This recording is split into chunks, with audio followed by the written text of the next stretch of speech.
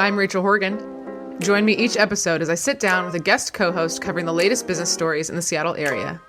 We'll read the news so you don't have to. This is The Weekly.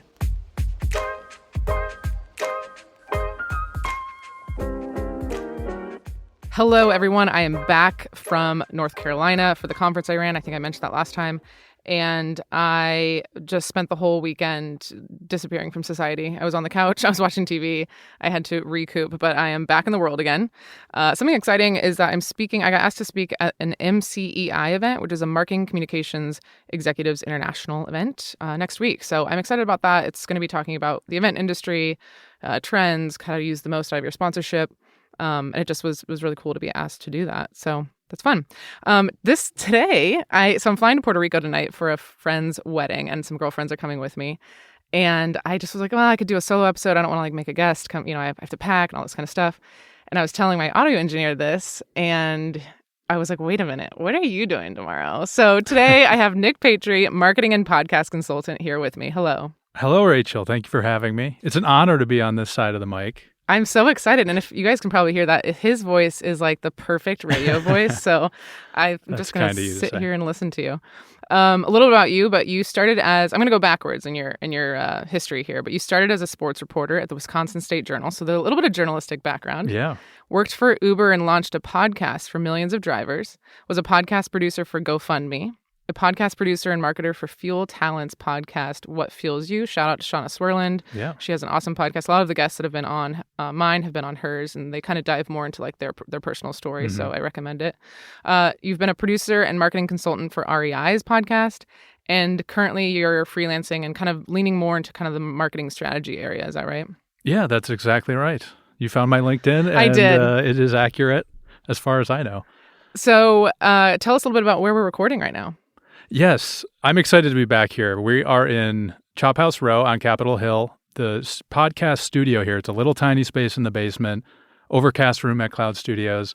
I ran a production business out of here for just over 3 years, I think just shy of 4. But yeah, I feel really sentimental being back here, honestly. I was down here on a daily basis and working with different clients, having individuals come in doing podcasts, audiobooks, voiceover stuff. And yeah, it feels good to be back here.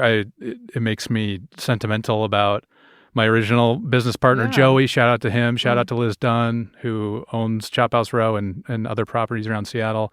Andy, Erica, the whole staff up in the cloud room, co-working space as well. Who's kind of running this space now for their members. And yeah, if you want to have a co-working space, go check out the cloud room. You got access to a cool little recording studio like this. It's beautiful up there. I actually produced a music video up there. I don't know. No way. Yeah, I was working with a musician, and we put together a couple videos. I'll show them to you. Oh, wow. Yeah. Were you with the piano and stuff? Did you have the white piano in it? Nice. Mm-hmm. Yeah, it's a beautiful spot. This room, I will say, we're doing like a legit podcast setup. I don't have to worry about recording into my computer. It's so quiet, which is just a dream come true. It is a bit small. I feel like, if I'm glad I knew you before you brought me into this room. Right. That is fair. It's small, which is good for recording quality, but is, True. The human mind wants to be able to see far into the distance. Yes. We don't get that in here. Not in the black walls. But I want to talk a little bit about podcasting. We have 5 stories today, and we have a lot to talk about. But before we do that, too, actually, this is episode 50. Is that right? You're right. Yes. What an accomplishment. I wanted to take a moment to say congratulations on 50 episodes. Thank you. I brought you a mini bottle of 50 milliliters, fittingly, of limoncello to celebrate. Oh, my God. I have no idea so funny. if you like limoncello. I guess. Should I drink it right now? You can if you want. Am I supposed to mix it with limoncello. You typically just drink it ice cold, but you can try a little and see how it is. Okay, yeah, I see why that's supposed to be cold. Okay, cheers to 50. That's yes, awesome. Congratulations. I wanted to take a moment to say 2 areas of praise as well. I pre-planned this. I was like, we did not talk about this when we prepped. No, okay. I sprung it on you. You record in person, which I think is so cool. You make an effort to do that, which is kind of a lost art in a lot of ways. A lot of people are comfortable with Zoom calls and whatnot, which is great, but there's something different about being able to talk to someone in person. So I admire you for doing that for each episode. And then the different types of people you have on. Not only do they have different levels of expertise, but they also have different levels of or styles of communication. And you deftly navigate each one of those interviews so well and keep the heart of the weekly going through each one. So Congrats on that. Thank you, Nick. I really yeah, appreciate of that. course. It's been nice working with you on it. Yeah, like I said, Nick edits these podcasts, and when I mean edit, like he'll take the background noise out. There's a lot of HVAC sounds and normalizing the levels of both of us and helping cut out some things when we need to for time. And he's been with me actually way before we started recording the podcast, because it was about a year ago. Yeah. And I had talked to you maybe 6 months before we even started, and you stayed with us on the project. So I super appreciate you. So thank you. That was so sweet. Okay, I had a question for you. Since doing this, a lot of people have come up to me and been like, I've been thinking about starting a podcast. So whether it's like, my friend wanted to start one about millennials, and then I had another business owner say she wanted to start one like for her business and kind of about the sports industry and different things. And so as what I call podcast expert for you, what advice do you have for people who are thinking about starting a podcast? Like where to even begin and what should they be thinking about? Yeah, I think, I usually have a little bit different advice for individuals versus businesses. I work with a lot of businesses. I think in maybe the examples you used, it's a mixture of both, where it's going to be individuals on behalf of a business. But really, I would say just think about like, what is the story you want to tell? Like, what is the overall nugget of wisdom or entertainment or whatever it is that you want to put out into the world, and kind of base everything else around that. I think a lot of people get into podcasting just because they like having conversations with people or just having an excuse to talk into a mic, which are great, but those aren't necessarily the heart of what you're going to be doing and why other people would want to listen. Wasn't that what you were saying at your old job? People would be like, I just want to have conversations with people. Yeah, that became a joke somewhat around the studio with me and some of the other producers of people saying, we would ask, why do you want to do a podcast? And well, I want to talk to interesting people. And, everyone says that. Right. Everyone, of course, wants to do that. That's kind of the general idea of a podcast. But like, what's beyond that? What is your niche maybe? Like maybe you have a very specific thing you're talking about and you can reach a very specific audience. Or you have more like human interest stories, things like that. But I think people need to decide, what they want to tell and just how much work they're willing to put into it. You can have casual, free-flowing conversations, and that's not that much work. It can still reach a good audience. Or you can tell more tightly bound stories that are more closely edited, researched, all that sort of thing. It kind of runs the gamut, but I think the original thing you need to decide on is like, what is the core of our message that we're going to be putting out there? Yeah. In my conversations with people, I think that's a start of like, I want to have interesting conversations and, but then kind of dive deeper. Who are the guests do you want to have guests on, first of all? If you do, who are the guests that you're bringing on? What types of questions are you going to ask? I did 2 test episodes before I launched mine, and thinking about what other podcasts are in this space. I believe that like, if you're a celebrity, then you can kind of do a podcast about whatever. You can talk about literally whatever you want because you already have that audience. If you're not a celebrity, so like most of these people that I talk to that want to start one, you have to have, I think, something super niche. If you're just going to shoot the shit about everything, like that's going to be really hard to get listenership. So I think being super niche and being very different from what other podcasts are doing in some way, and doing a lot of research of what would this actually look like. And to also think about if you are going to have random guests on, those people are not typically public speaking trained. And so thinking about the time of editing. And the other thing, when I first launched this, we'd kind of gone back and forth about interviewing different CEOs in town and doing more of a traditional interview show and just be like, get to know them and where they're from. And, again, I think Shauna does a great job on that, but that can be hard because some of them aren't very interesting. You know what I mean? Like, and so what is drawing that person in to do that? But from a logistics standpoint, I will also say that, I have 2 Yeti microphones and I record into my computer into GarageBand. And then I do some editing myself, but you also help a lot with the editing. If somebody was doing themselves, I think you technically could just get 2 microphones and a computer, and there's softwares that you can get, like Captivate that I use and Riverside. But if you can't afford an audio engineer, I still think it's probably doable for people. What else would you say logistically should people do? Yeah, totally. That's a great point. And what I said earlier about, a lot of people are comfortable recording on Zoom, and that's great. Like we've seen advancements in a lot of that technology in terms of audio quality, video quality, recording remotely. All you really need is a phone at the very basic level, or a computer with a webcam and microphone to get started. And then, like you said, do some test runs. Like just give it a try. I think you can learn a lot from just doing a couple sample episodes. The technology shouldn't be a barrier for people, essentially. Yeah. Like the audio quality can be vastly different, and audiences are used to hearing those different levels of audio quality now. So I don't think the equipment should never hold someone back if they have a good idea, if they have a passion for what they're doing. Yeah. You can get started with almost nothing. Yeah, I agree. So if you guys are starting one, I'm happy to talk to you about it. I love Right, you're a pro now. Oh, I don't know Almost about that. a year in. I do Come feel like on. I've learned a lot, though. That's for sure. I know I'm getting sidetracked here, but originally it was hosting on Squarespace, where my website was, because I didn't know anything about anything, and I was like through a blog and like trying to get that to push over to Apple, and then I realized like Captivate. So I've learned a lot through the process in terms of that. But yeah. Anyway, okay, we've got 5 stories for you today. We are going to be talking about the Martin Selig story. I will say that no guest will talk about this with me, so that's why I'm glad I'm doing it with Nick, and you'll find out why. And the next one is a Canlis brother and a chef are leaving Canlis restaurant. We'll talk about the Memorial Stadium update. Then we'll go into 2 different movie theaters that have closed and what the movie theater industry looks like right now. And lastly, we'll talk about the fact that SODO potentially might have some housing in the future. So, is your real name Nicholas? It is. Okay. Yeah. I was about to be like, Nicholas, let's get into it. I called My somebody. mom's here. Oh, shoot. I called somebody on my event. I was like, Jonathan. He's like, my real name's just John. I was like, okay. Oh, I took a risk there. All right. So Martin Selig, he is this 87, 88-ish old guy. He is basically runs this town in commercial real estate.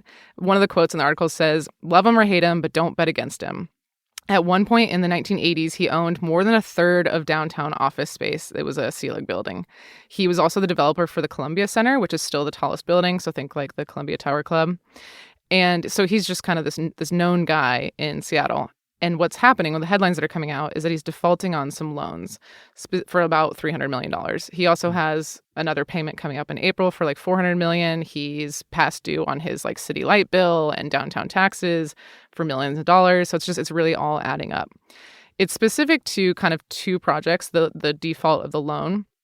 One is the Federal Reserve Building, which I thought was cool. It was built in the 1950s originally, and it was by the Federal Reserve Bank and the FBI.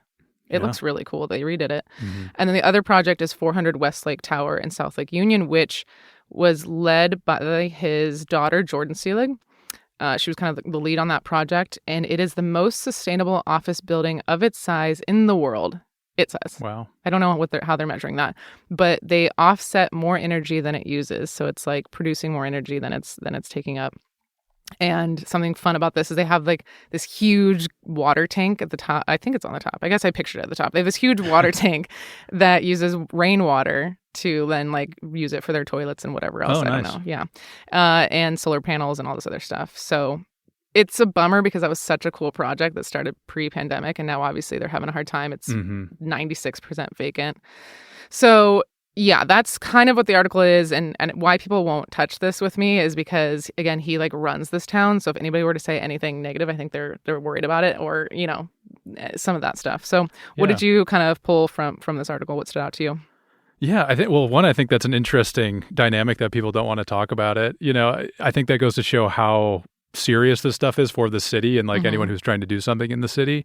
I mean, people working in commercial real estate, like the dollar values there is just like mind-boggling, especially someone like me who's no expert and is not dabbling in those spaces. Ideally, those would be successful enterprises here. I think that would be a sign of a thriving, downtown or like wherever in the city it's happening. Obviously, changes from the pandemic with people working from home caused a lot of the vacancies we see now, of course. I'm interested to see how the Amazon return to office 5 days a week, if that gets picked up by more businesses, if that can truly, revitalize downtown or whatever the ultimate plans are on the city level to do that. This is way above my pay grade. That's why I'm glad you explained it all. Yeah. The only other thing, I think it's an interesting thing to have Martin Selig like as a character in Seattle. Obviously, there's been a lot written about him over the years, and yeah, one of the blurbs I saw too is like, for decades, Martin Selig has escaped recessions, foreclosures, and bankruptcies to build one of Seattle's biggest office empires. Like that sounds like the tagline to like a HBO show or something. I was going to say, it seems like a movie. Yeah. Yeah. So it's interesting. There's personalities here. There's a lot of money at stake. I have no idea. I have no prediction of what will come of it, but... Well, the articles seem to predict like he'll somehow find a way. And he also just owns so many buildings. That was one of the things they said, is that he typically doesn't sell off his buildings as much as other commercial real estate people do. But that also can kind of shoot him in the foot, because a lot of his buildings that he haven't sold are what's called Class B, or kind of some of those lower levels that don't have as many amenities, things like that. And right now, tenants can get a Class A, a really nice building for a cheaper amount, because the Class B and Class C were for, more affordable startups, something like that. And it's just a different environment. So it's something that, worked well for him before. Yeah, that's interesting. Is it because like more of those startups are just probably working remotely. Well, they could get a than... Class A for the same price. Oh, now. I see. That's what I'm imagining. So anyway, the article is basically saying he's trying to avoid what's called a trustee sale. So a trustee sale is basically a public auction, and he's just trying to avoid that. Yeah, that part of the article stood out to me because it mentioned something about these auctions would happen on the steps of the King County Courthouse. Yeah, what was that about? I looked into it a little bit. I couldn't find like a very clear answer. It almost seems like a part of the law from, the time when a horse and buggy were traveling through downtown Seattle. But the article also said like it's very unlikely that would happen because part of the law I was reading as well that the winning bidder would have to pay in all cash that day on the steps. The dollar amounts we're talking about, hundreds of millions, that's probably not going to happen. We will see. That's funny that the law wasn't changed about the steps. That's funny.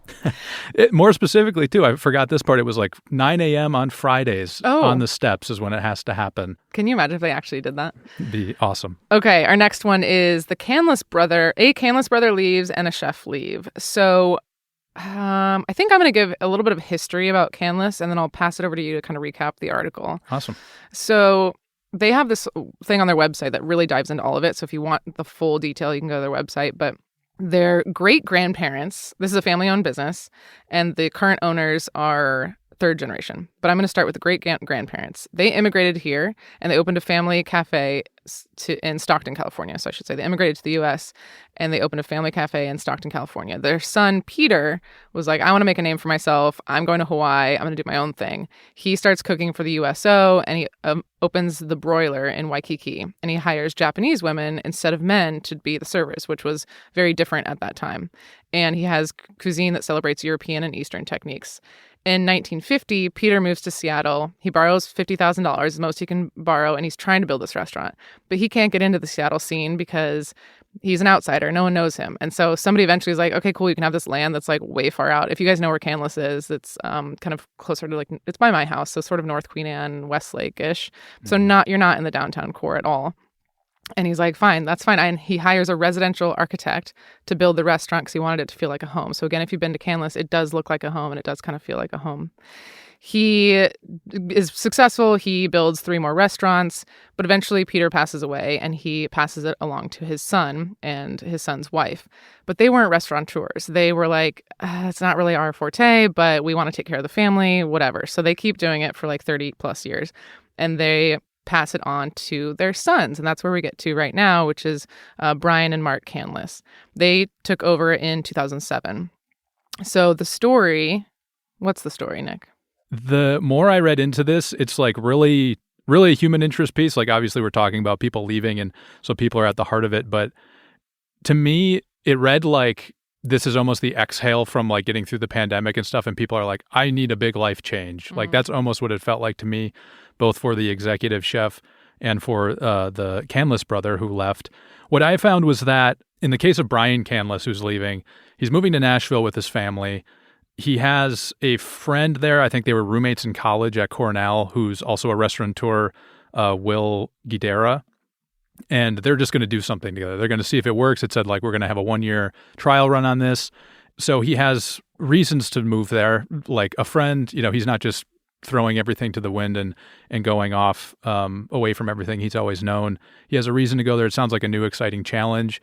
In the case of the executive chef, Aisha Abraham, she's seeking a Michelin star, it sounds like. I was reading a little about Seattle doesn't have a Michelin office. You got to like pay the Michelin office to be in your city and then they'll review your stuff. Yeah, I didn't know that. So there's just no way for anybody in Seattle to get a Michelin star right now. Right. So they can't get the recognition of that, more foot traffic, the accolades of that. And so it sounds like she's thinking either New York or LA as her next move. To kind of run her own thing and focus more on the type of food she wants to make as well. Because it sounds like she's lived internationally a lot. When they came to Canlis, they arrived from Bangkok in 2021. And she and her wife, who's the executive sous chef. So it sounds like, they have exciting new things they're going off to. I think if you just read the highlights of the story, it kind of sounds, maybe something juicy going on when here. I picked this, I think pop culture has ruined me. Because when I picked this, I was like, drama in the family. We're going to talk about it. He's leaving. They got in a fight. Oh, my God. And the PSBJ article is just so short. And so they just say, like, he's leaving. And if you want to comment, reach out to Mark. And I was like, oh, this is going to be juicy. And then you read the Seattle Met article, and it's like, Yeah. This is something I've been wanting to do. And then the chef also gave notice last summer. I thought it was related. I was like, this is everyone's storming out. But Right. she said when she got hired that she wanted to start her own thing. She gave him notice last summer. And like you said, he's wanting to do his own thing too. So Yeah. No Yeah, drama. that Seattle Met article on it is really good. Alicia Vermillion, I believe, is the journalist there. Major changes are coming to Canlis, it was called. That was a fun one. And you got like more of the human element of it, which was interesting to me. Yeah. Have you been to Canlis? I have. Yes, I did but I've done a private event there. So I have a private event space upstairs. So it's different. Yeah. Nice. I've never been, but Oh. it looks amazing. The Well, pictures look amazing. Maybe now after this episode comes out. Okay. Anything else you want to say on this before we move on? Yeah, I mean, maybe as a sign of like how big of a deal this is in the food scene, there was an article in the New York Times as well about it from Brian Gallagher that I thought had some interesting tidbits.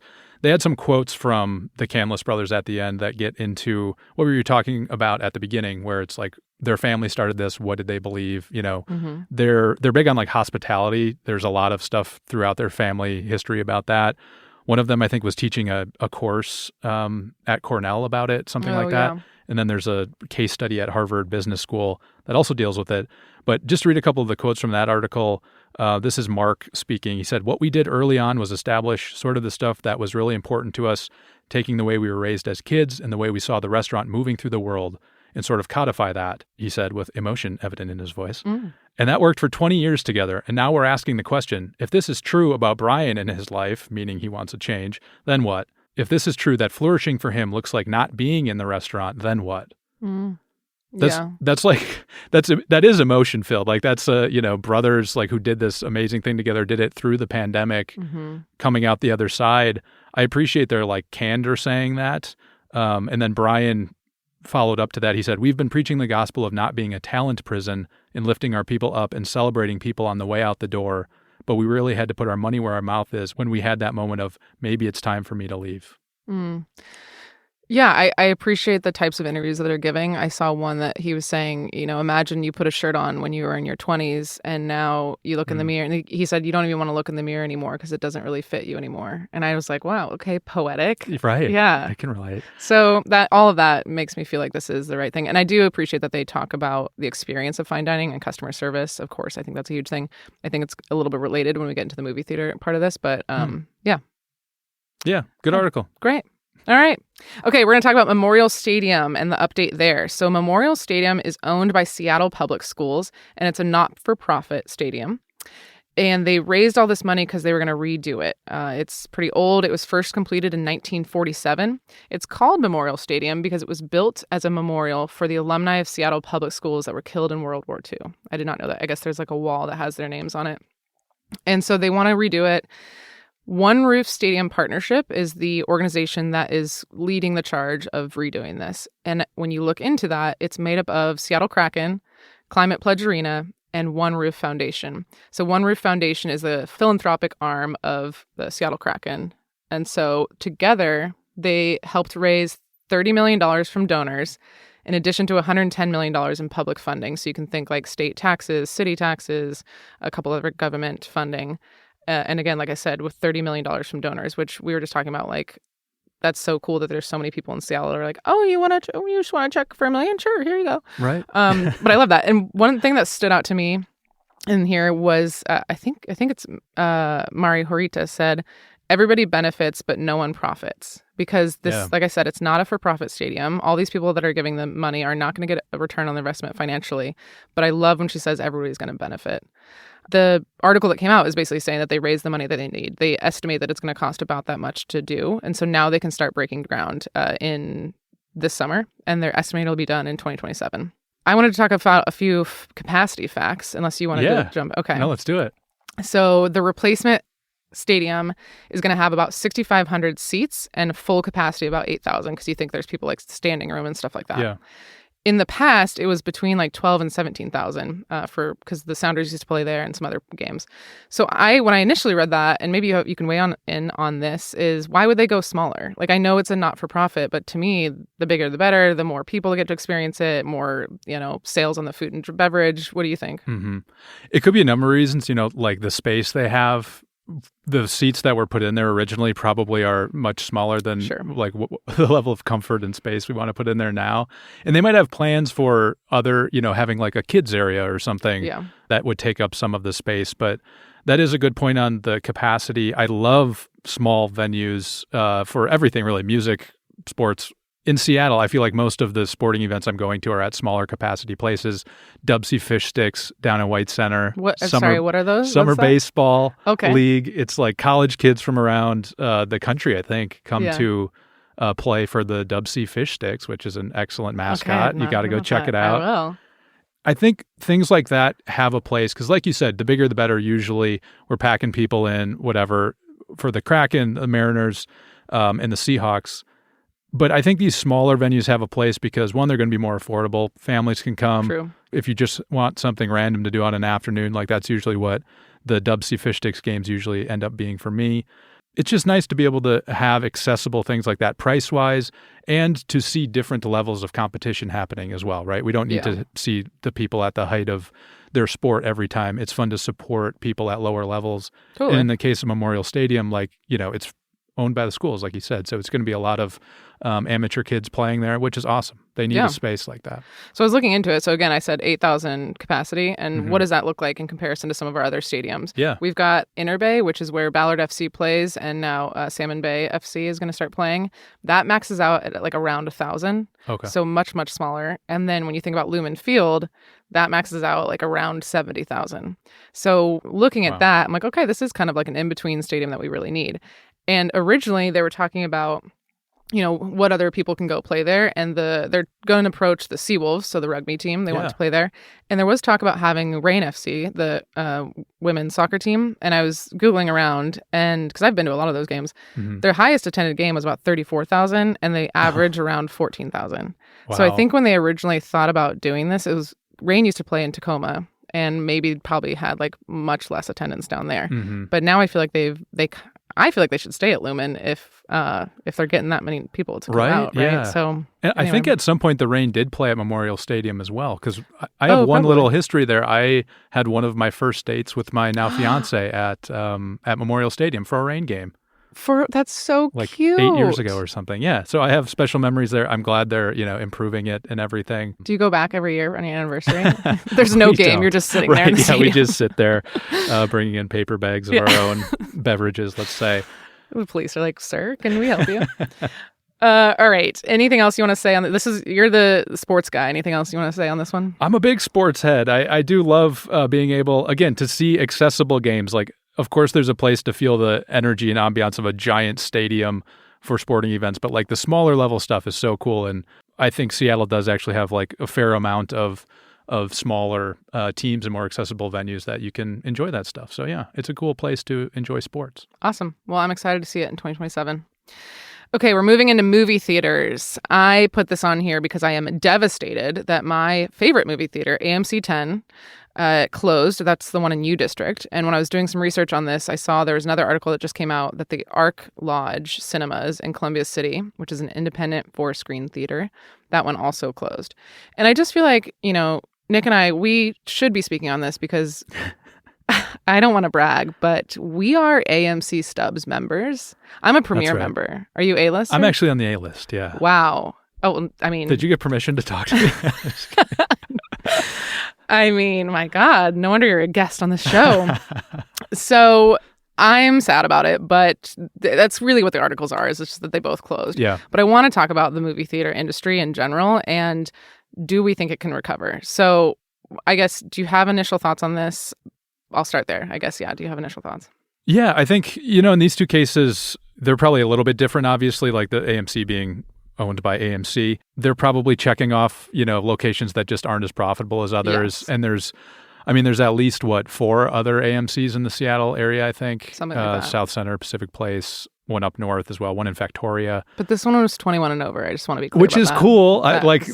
We need that for sure. Like, you can go and have a place where there's not going to be people screaming. Kids. Yes, right.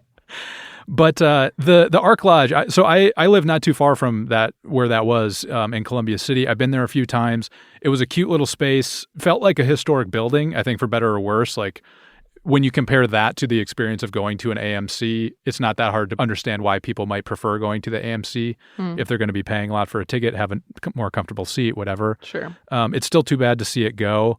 I think the AMC case, they're switched to this subscription model of like Stubs, A-list, whatever. It does feel like a good pivot because subscription-based businesses are just more sustainable. They can get funding better because they have predictable revenue. So it seems like they're going to have to shift to that sort of model to keep going because there have been a lot that closed. I forget what the exact number was, but in the past 3 years or whatever, like basically after COVID, a lot of them closed. And one thing that's interesting that I came across is that, tying it back to our commercial real estate discussion, movie theaters kind of have some armor against downturns, not paying the rent, for instance. They have some armor against that because the architecture of the buildings they're in are so unique to movie theaters that it's like, it's like a concrete that's like at an angle so the seats can be stadium style seating. Wow. It's like that sort of thing. So like nobody else can come in and buy it unless you're doing another movie theater. Exactly. Yeah. And if the whole industry is struggling, that's probably not going to happen, right? Where it's like someone else can slide in there. So that was interesting where it's like they get a little bit more runway to straighten things out. And then there was a Marketplace article as well that was talking about some movie theaters are adding more to the experience to make it more of like a, quote, family entertainment complex. Some of them have like rock climbing walls. One said pickleball courts, which if I heard pickleball going on outside of a movie I was trying to watch, I'd walk out. I'd turn into somebody I don't think anybody wants to see. Yes. I'm strict on no phones in a movie theater. Like, I will end a friendship if somebody brings out their phone in a movie theater. Totally agree. This is one of the things I wrote down reflecting on this article too. Like going out to a movie theater is like, it feels like one of the more wholesome forms of consumption we can have because at home, you're going to have your phone out the entire time, like doing the whole thing. Even if you have an amazing setup for visual and audio, it's still not the same as like going out into the world and seeing the big screen and just like totally focusing on that, having the art overtake you. Well, let's talk about that because I think when I was reading and doing some research, a lot of the comments on like these TikToks and things like that are saying it's too expensive, it's too expensive, it's too expensive.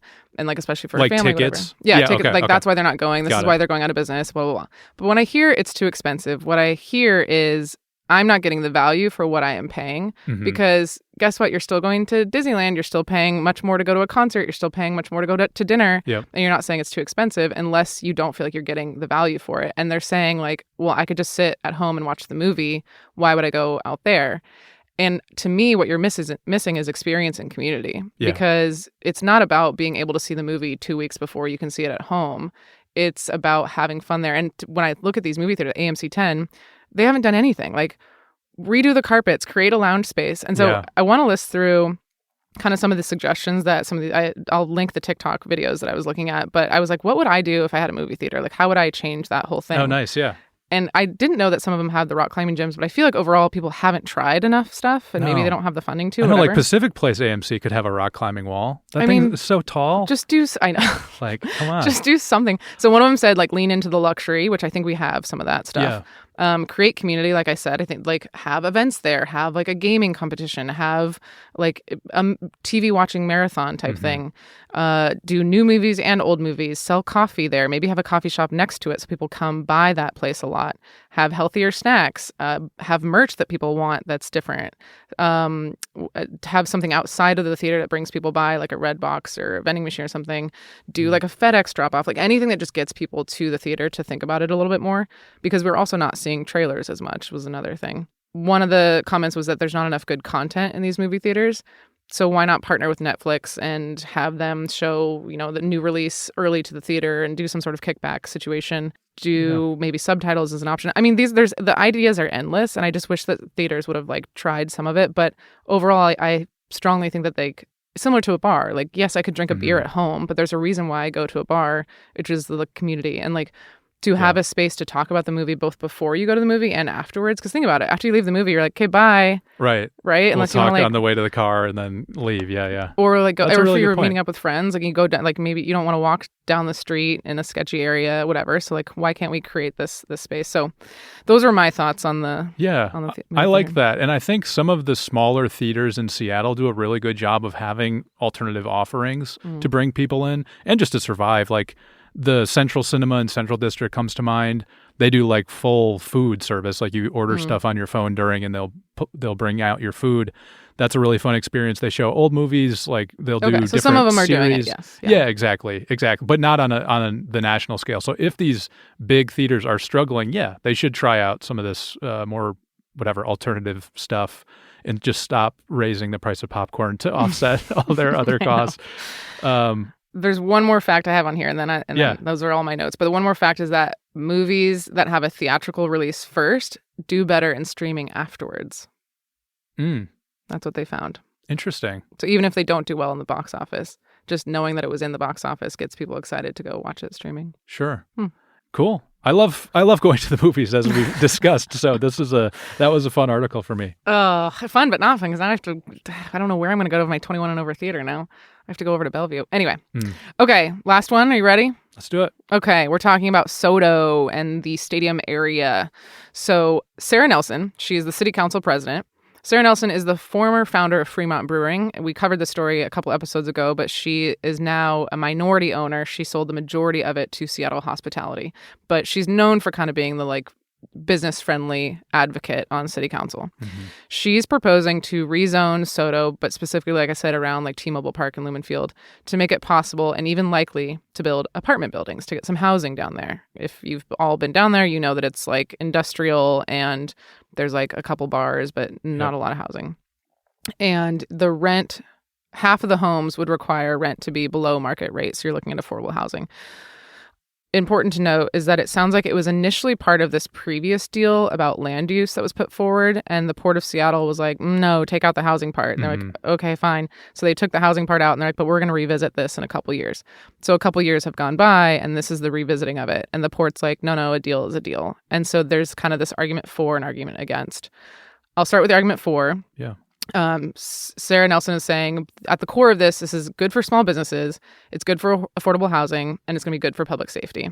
Those are kind of her big things. Obviously, more people down there and more small businesses, it's going to help the existing businesses. They also said that it wouldn't impact traffic dramatically, so there's no issue there. T-Mobile Park is like, yeah, let's go. I want more people down here too. I want more people coming to my games. And yeah, those are kind of the arguments for. What did you see on the arguments against? Yeah, so a lot of the against is coming from the port and the industrial interests there. It'd be really interesting if you had on someone who like deeply knew what their hopes are for that area.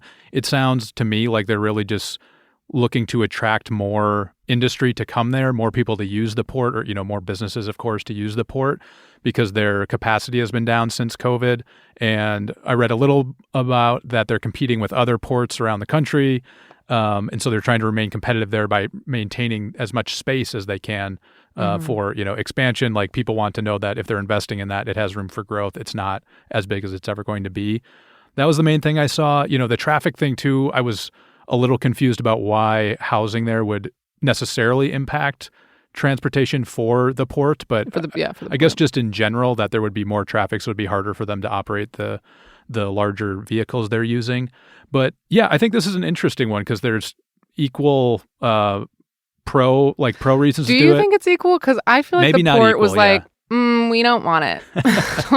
And maybe it's the way the article is written, but their argument is Terminal 46 is underused and this housing is going to make it harder. I'm like, well, that's not the problem then. If you can't get it filled right now, whatever. And the other thing was like, okay, if you're fine with hotels and offices, why is housing any different? It's still people there every day. And I don't know. Again, maybe it's the article, but I couldn't find a concrete reason for them other than we want it for us. Yeah. For our things. That's why I said I hope you can have Sam Cho on or something, the commissioner of the port, because it'd be interesting to hear what the real data is around why this would be a bad thing. Because on the pro, obviously Seattle needs more housing, needs more dense housing. When you think about stadium districts in other major cities too, like Boston, around Fenway, Wrigleyville, and Chicago, those are very residential. There's a ton of stuff going on, bars, everything. The Deer District in Milwaukee for the Milwaukee Bucks. Shout out Milwaukee Bucks. Yeah, it would make sense to at least fill in that space. When you look at the map of this area that they're talking about, and to put it in words, it's immediately west and south of T-Mobile and Lumen, just to reiterate that. That doesn't seem like it would inherently like totally disrupt the port or the industrial interests there. Maybe they're worried about that expanding even further south. I don't know. But it's hard to have real arguments against, adding more housing if this is a good faith effort to do that. Yeah. Some other things I read that were concerns potentially were industrial pollution in that area that would maybe make it hard to build housing that people would feel good about living in. It's also a liquefaction zone. So in an earthquake, the area can be unstable. Oh. So, it's both of those things. It's like, yes, we need more housing, but like, do people want to live here? And I think that's why that's going to be cheap too, which we sure. Also so that's an need, appealing right? part. Yeah, for sure. That's a good point. Okay, we're gonna wrap up. How's it been being on the other side of the mic? It's been fun. I'm trying to keep up with you. It's intimidating. It's hard to get on here, but you picked excellent articles, and thanks for having me. Thanks for guiding the discussion the whole time. Are you thinking about what you're going to edit after this? Oh yeah. This will be like half the length of what we recorded because I'll cut out all my stuff. They're like, was Nick on there? I didn't hear him once. Was Rachel just having a conversation by herself? Oh gosh. Okay, so usually I end with what's the best advice, and you said you don't have any good advice. Yeah, don't listen to me. That's instead, my advice. Really, the AMC A-lister doesn't have advice. A does not stand for advice. How about that? My question to you is, having worked on all these different podcasts, what has been your favorite, besides mine, what has been your favorite project to work on and why? Yes, I love that question. I've worked with a lot of cool people and cool companies. And the one that I really come back to, and I'm still working with them, REI does the Camp Monsters podcast, which is it's much different than most of the stuff I work on, which is much more conversation driven, that sort of thing. This is like a storytelling podcast, kind of intended for kids, but I think people of all ages would enjoy it as well. It's a small team that works on it. It's just me, this man, Weston Davis, who's the man. He writes, he does the vocals as well. And then a few contacts at REI, but Jenny Barber is the main one, and she's on the marketing team and podcast team there at REI. Love working with her, love working with REI. I do the sound design on the episode, so I'm doing, if you need some campfire sound, I got it. If you need some animals making weird noises in the woods, I got it. You're probably using a software, but for some reason I'm picturing you going, cuckoo, cuckoo. Sometimes, that's sometimes what the episode needs. I'm out there, in the woods, like going camping and recording sounds. That's all real. Wow. So it's fun. I think I just like that it's such a different thing that I get to work on. And we're going on 7 seasons. I think in 2025 it'll be 7 seasons now. So it's been fun. Go check it out, Camp Monsters. Camp Monsters. Okay, I'll link it as well. Locally made, right here in Seattle. Very cool. So go check it out. Thanks for asking about that. Yeah. Well, that's all I have for you. And I'll say it again. I can hear your voice in my headphones right now, and you definitely need to narrate some audiobooks because it's so great. So thank you for anyone doing out this. there, yeah. If you're looking to hire somebody. Hey, there you go. Thank you for doing this last minute. I know you're flying off to Mexico tomorrow. I'm going to Puerto Rico tonight. Wow, so world travelers. I know, look at us. But I appreciate it. I know this is super last minute to get you on, and I think you did a great job. So thanks, Nick. Thank you, Rachel. This has been The Weekly, with production assistance from Nick Patri. If you liked what you heard, rate us and write a review on Apple Podcast or Spotify. We love listener feedback, so if you have any story suggestions, comments, or complaints, email us at info@theweeklyseattle.com. Make sure to check back next Sunday for the latest local business news. We'll see you next time.